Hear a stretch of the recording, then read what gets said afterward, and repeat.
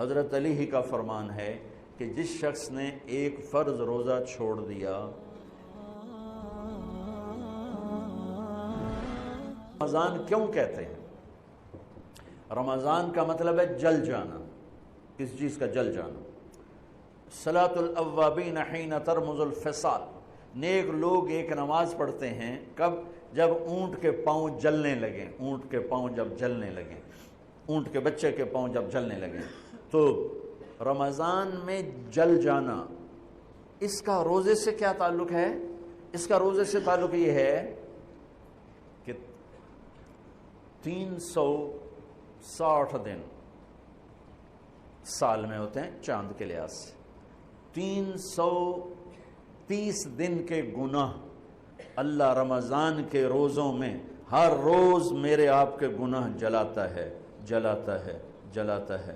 بھوک لگتی ہے ایک آگ بنتی ہے، پیاس لگتی ہے ایک آگ بنتی ہے۔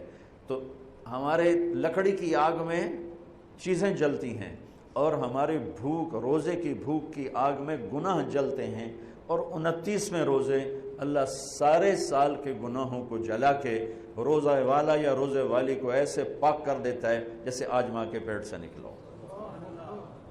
ایسے ان کو خوبصورت کر دیتا ہے۔ حج کا مہینہ آیا، اعمال اسی طرح ہیں جیسے ہوتے ہیں۔ رمضان کا مہینہ آیا تو میرے نبی کا اعلان ہو گیا، ایک فرض 70 فرض کے برابر ہو جاتا ہے تمہارا، نفل فرض کے برابر۔ فرض اور نفل میں فرق کیا ہے؟ حضرت علی ہی کا فرمان ہے کہ جس شخص نے ایک فرض روزہ چھوڑ دیا، پھر قیامت تک اس کی قضا میں نفل روزے رکھتا رہا، تو ایک روزے کا یہ سارے روزے بدلہ نہیں ہو سکتے۔ ایک نماز چھوڑ دی اور پھر اس کی قضا میں قیامت تک نفل پڑھتا رہا، تو فرض نماز کی ایک رکعت کے ایک سجدے کے برابر بھی نہیں ہے۔ فرض میں اتنی طاقت ہے۔ تو اللہ کی رحمت کیسے متوجہ ہوتی ہے کہ رمضان کے مہینے میں اللہ فرماتے ہیں میرے محبوب کی امت ہے، ایک فرض کو 70 کے برابر کر دو، اور پھر فرماتے ہیں نفل کو فرضوں کے برابر کر دو، اور پھر فرماتے ہیں جو رات کو تراویح پڑھے گا، دن میں روزہ رکھے گا، آخری رات اسے ایسے دھو کے پاک کر دوں گا کہ اس کے ذمہ گناہ کا ایک ذرہ بھی باقی نہیں بچے گا، سب گناہ اللہ تعالیٰ اس کے معاف فرما دے گا۔ اور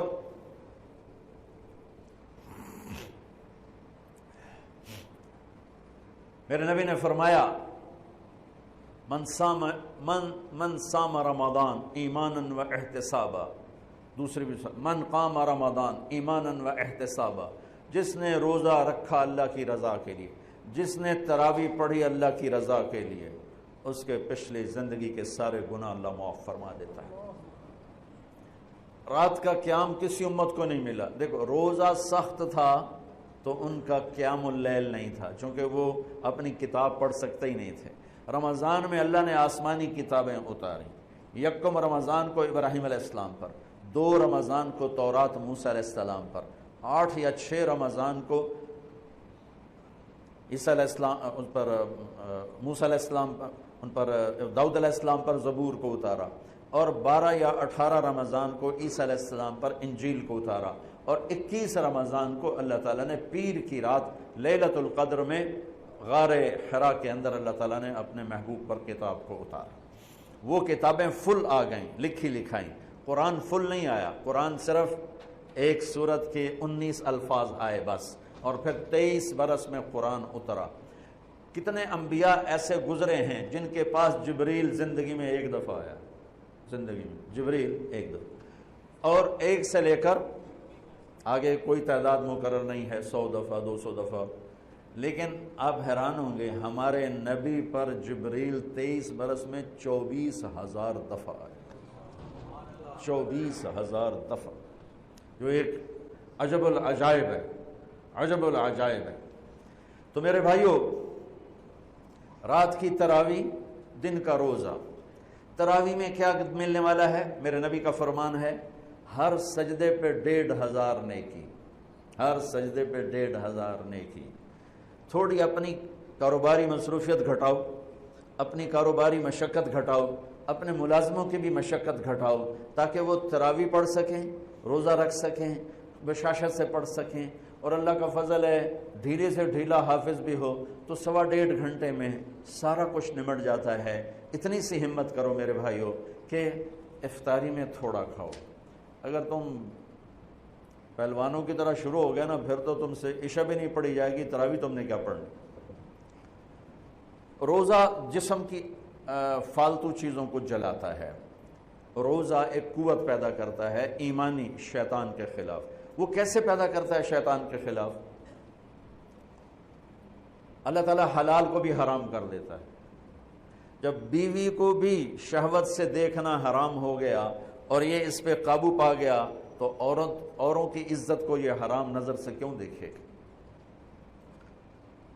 جب یہ حلال کھانا چھوڑ گیا تو یہ جھوٹ کیوں بولے گا، یہ گالی کیوں دے گا، یہ غیبت کیوں کرے گا؟ جب یہ کان میں دوائی ڈالنا چھوڑ گیا کہ روزہ ٹوٹ جاتا ہے تو یہ اوروں کی غیبت کیوں سنے گا، اوروں کی برائی کیوں سنے گا؟ جب یہ آنکھ میں دوائی نہیں ڈالتا ہے کہ وہ حلق میں جاتی ہے، وہاں سے وہ پیٹ میں چلی جاتی ہے، روزہ ٹوٹ جاتا ہے، تو یہ ان آنکھوں سے غلط کیوں دیکھے گا؟ یہ غلط کیوں کسی کی عزت کے اوپر اپنی بددیانت نظر کو ڈالے گا؟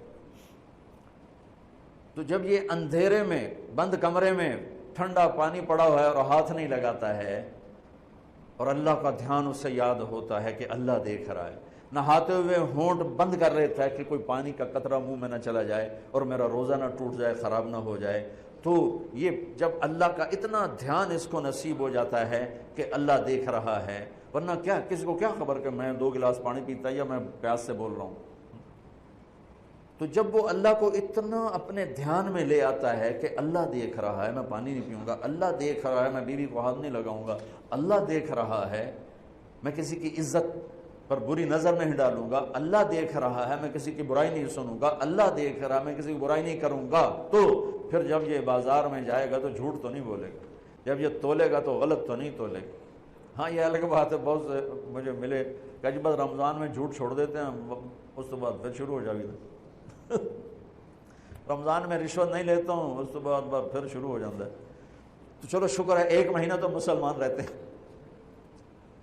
اچھا اس کی وجہ کیا ہے کہ رشوت خور کہتا ہے جی رمضان میں نہیں، جی نہیں، رمضان میں جھوٹ نہیں بولنا، رمضان میں صحیح تولنا ہے، رمضان میں غلط نہیں تولنا ہے۔ کیوں؟ شیطان قید ہو جاتا ہے۔ رمضان میں نمازی کیوں بڑھ جاتے ہیں؟ شیطان قید ہو جاتا ہے۔ کسی امت کو یہ نہیں ملا کہ رمضان میں شیطان قید کیے جائیں، اس امت کو ملا رمضان میں شیطان قید ہو جاتے ہیں۔ کسی امت کو یہ نہیں ملا کہ رمضان میں جہنم کے دروازے بند ہو جائیں، اس امت کو ملا ہے رمضان میں جہنم کے دروازے بند ہو جاتے ہیں، جنت کے دروازے کھل جاتے ہیں۔ کسی امت کو یہ نہیں ملا کہ ان کے لیے ہر مخلوق دعا کرے، رمضان کے مہینے میں اس امت کو یہ ملا ہے کہ ان کے روزہ رکھنے والوں کے لیے چونٹیاں بھی دعا کرتی، پرندے بھی دعا کرتے ہیں، مچھلیاں بھی دعا کرتی ہیں، ہوائیں دعا کرتی ہیں، ہر شے دعا کرتی ہے روزہ رکھنے والے کی۔ اس امت کو ملا۔ کسی امت کو یہ نہیں ملا کہ آخری رات ان کی سب کی بخشش ہو جائے، اس امت کو ملا ہے کہ رمضان کی آخری رات سب کی بخشش ہو جاتی۔ کسی امت کو یہ نہیں ملا کہ جنت کی حوریں انہیں روزوں میں یاد کریں، اس امت کو ملا ہے کہ اللہ تعالیٰ جنت کو کہتا ہے کہ تو تیار ہو جا، میک اپ کر لے، میرے بندے آ رہے ہیں، دلہن بن جا، سج دھج کے مجھے دکھا دے تاکہ میں اپنے بندوں کو پیش کروں تحفے کے طور پر، یہ ہے تمہاری بھوک کا بدلہ، یہ ہے تمہاری پیاس کا بدلہ۔